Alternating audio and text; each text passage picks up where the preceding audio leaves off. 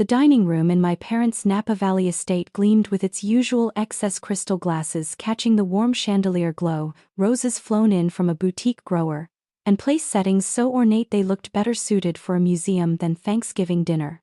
In the Davenport household, gratitude had always taken a back seat to presentation.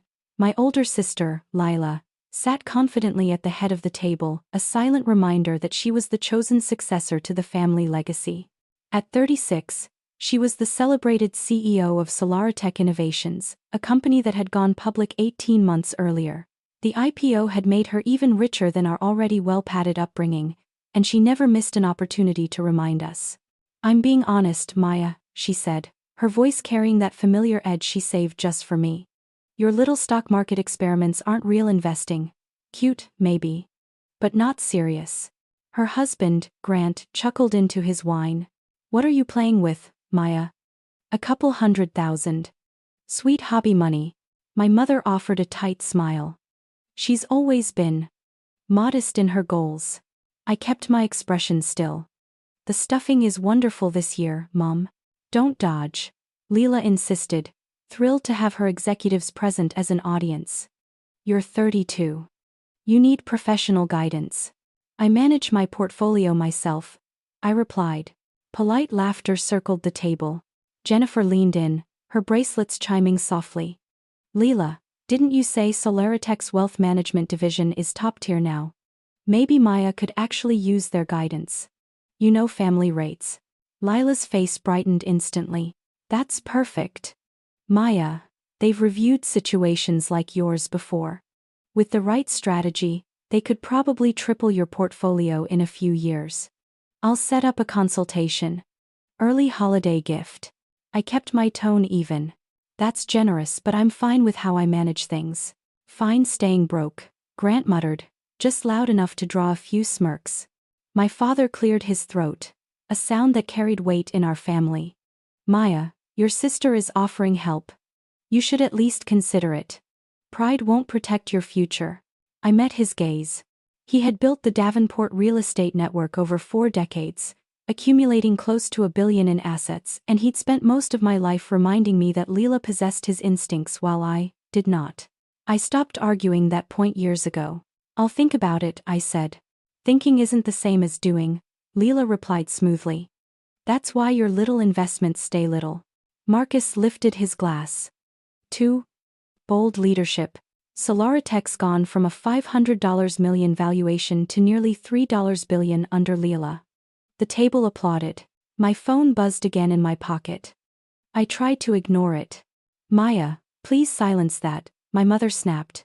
"Sorry." I reached for it, then paused as the screen lit up. 15 missed calls flashed across the screen, all from a number I knew well, my contact at Goldman Sachs. 6 emails marked urgent. 3 texts flagged the same way. "Everything all right?"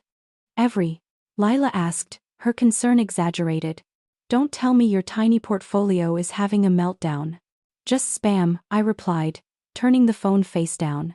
Before it touched the table, it vibrated again. "Same number." "Maya," Lila snapped. "This is incredibly rude." "I'm sorry. Give me a moment."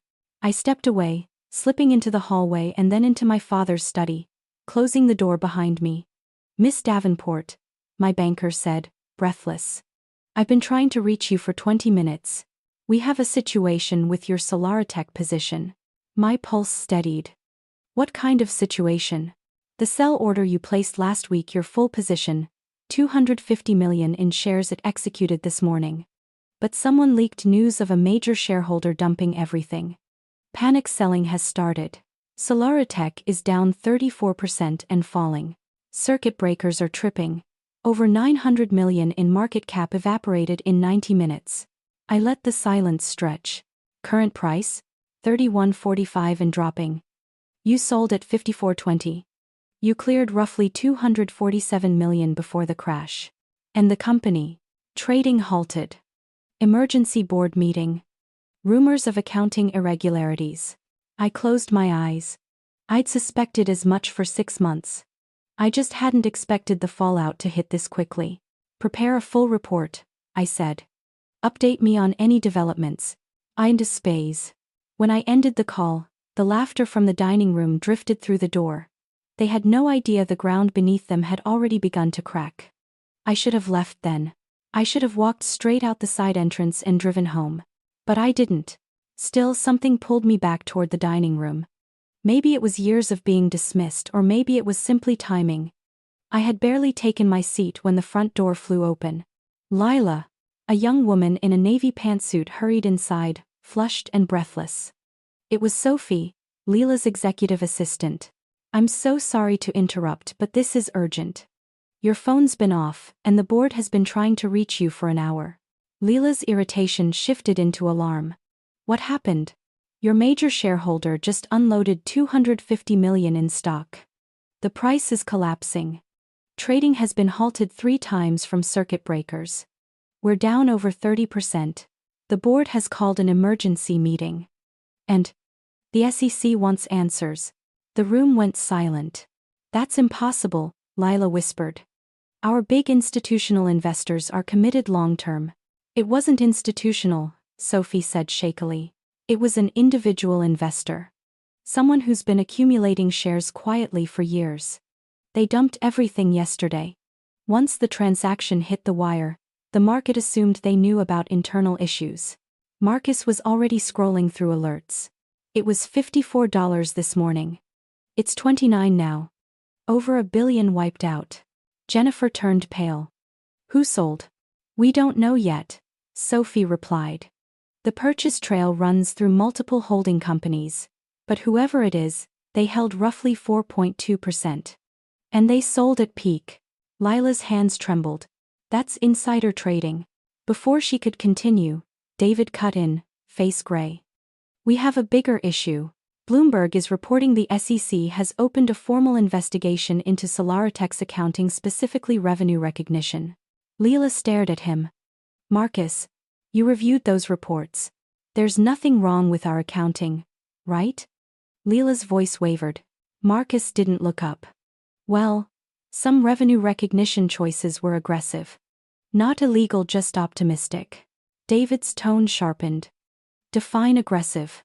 Marcus swallowed. "We may have recognized revenue on contracts before they were fully executed. And capitalized certain expenses that might not hold up under scrutiny.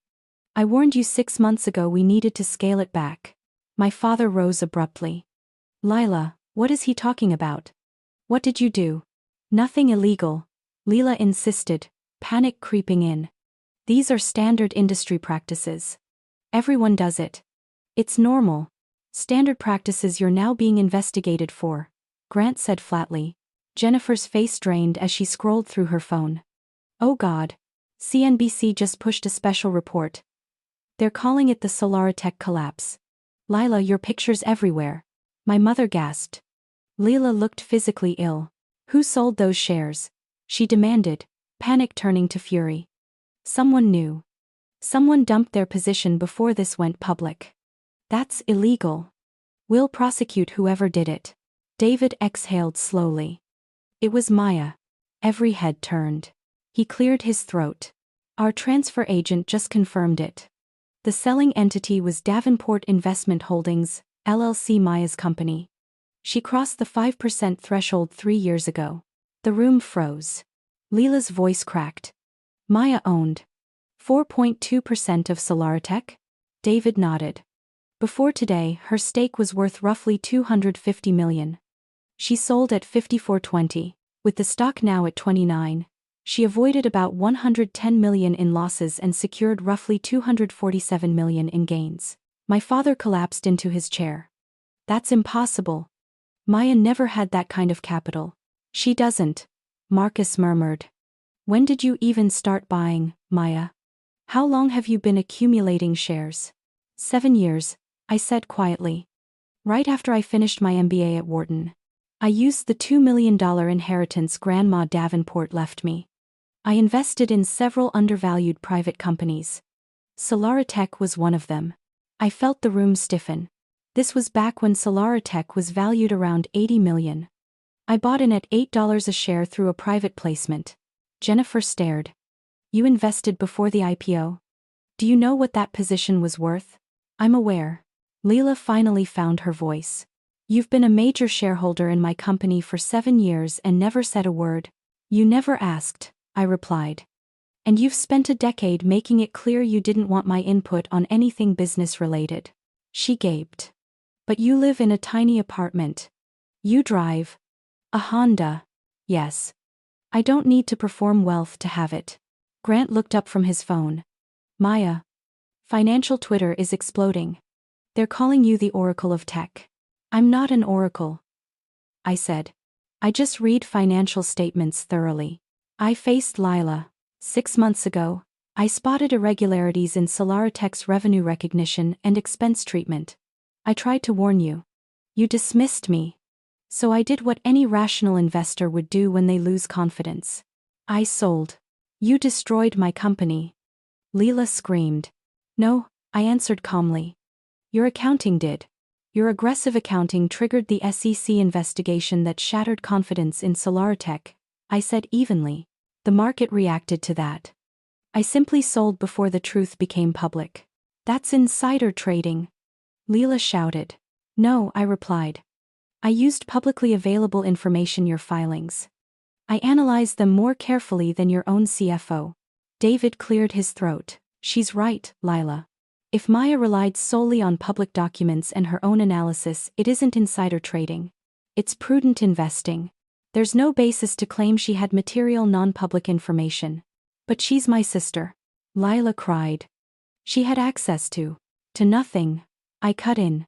You've shut me out of every business conversation for 7 years. You made sure I never heard a single internal detail. Ironically, that protects me now. My mother was openly crying. My father looked suddenly older, as if decades had settled onto him at once. Marcus spoke quietly. The emergency board meeting is in 2 hours. The SEC probe is real. We may be facing restatements, fines, even criminal exposure. It start to weigh. Criminal? My mother whispered.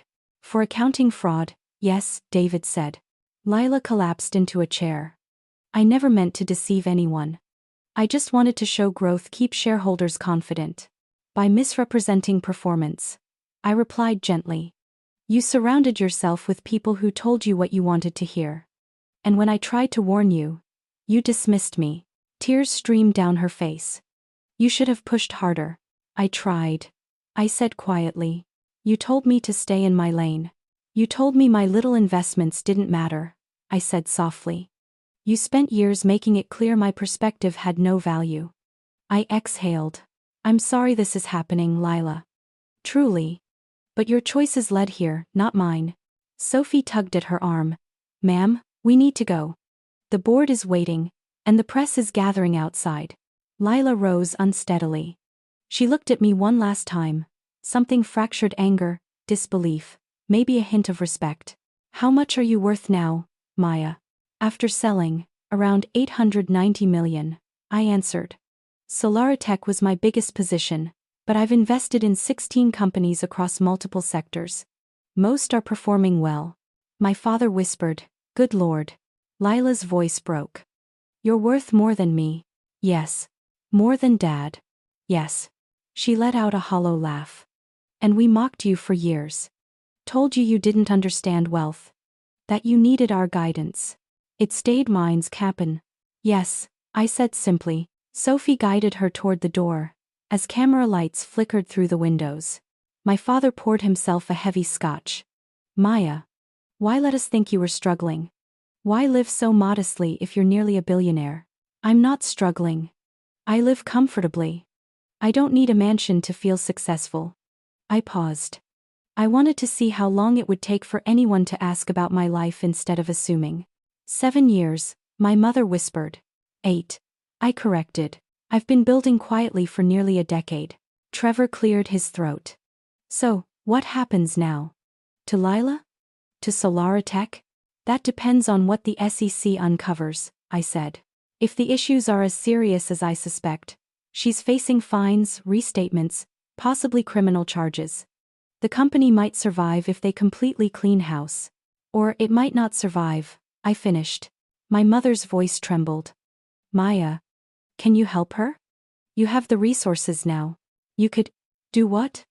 I asked gently. Buy into a company under federal investigation. That would be financial suicide. I sold because SolaraTech is fundamentally unstable. Throwing money at a failing structure won't rebuild its foundation. But she's your sister, my mother whispered. And she spent years treating me like I couldn't read a balance sheet. I said, not unkindly. I'm sorry she's facing this. Truly. But I won't destroy my own future to rescue her from choices she made. It's reasoned in 5s of I. My father drained his scotch. What will you do now? Go home. Continue managing my portfolio.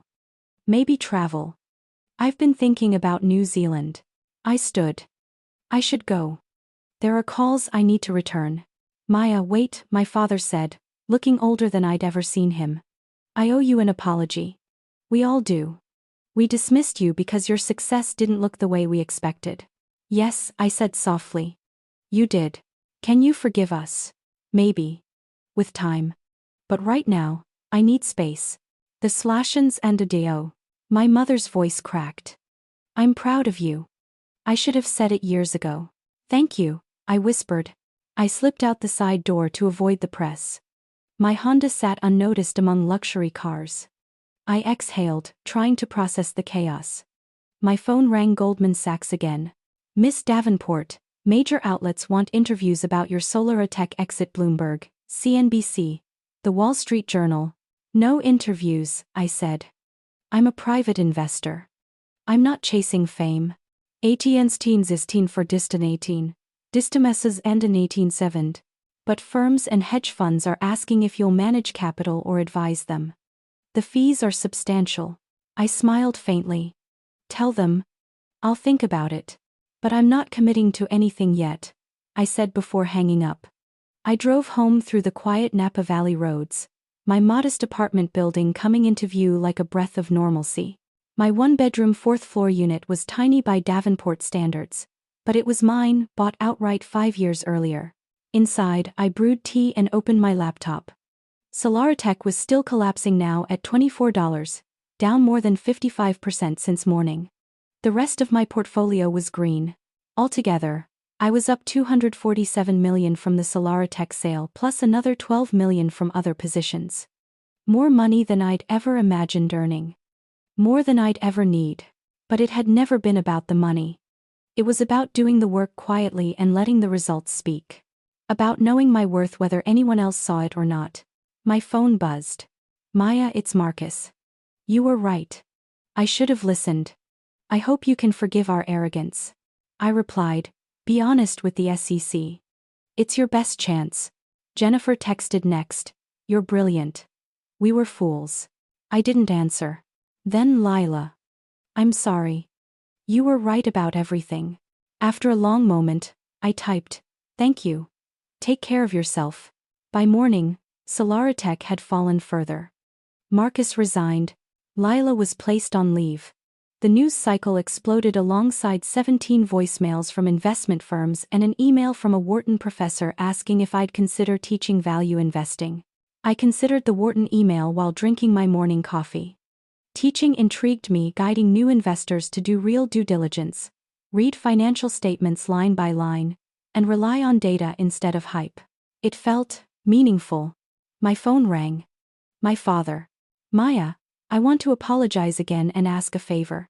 Would you look at some of my commercial real estate holdings? I'm worried I might be missing things, the same way I missed what Lila was doing. I trust your judgment. I should have trusted it all along. Send the statements, I said.